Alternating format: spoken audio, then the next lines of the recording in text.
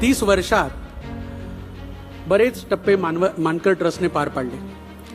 या दरम्यान गेल्या वर्षी नितीनजींनी माझी नेमणूक अध्यक्ष म्हणून केली।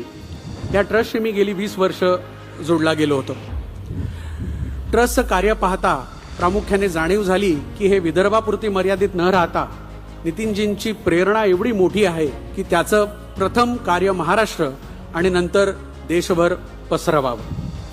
त्या अनुषंगाने सर्वात पहिलं पाऊल उचललं, बॉम्बे स्टॉक एक्सचेंजवर ट्रस्टची नोंदणी करून घेतली आणि ट्रस्टबद्दल विश्वासार्हता आणि पारदर्शकतेचं उदाहरण CSR फंडसाठी कॉर्पोरेट्सना टाकून दिलं।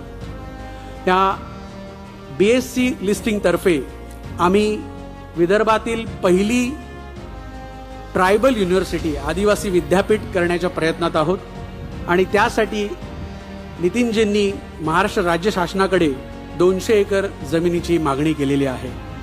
ह्याचा पूर्ण प्रकल्प 500 कोटीचा असून 150 कोटी याच्या अगोदरच CSRच्या माध्यमातून विजा, मास्टर कार्ड आणि इतर मोठ्या कंपन्यांना आम्ही उभारणी करण्याचं आयोजन केलेलं आहे आणि 350 कोटी रुपये लिस्टिंग करून लिस्टिंगच्या आधारे उभे केले जातील। नागपूर येथील एकल हबचं उद्घाटन 7 मार्च रोजी नितीनजींच्या हस्ते झालं।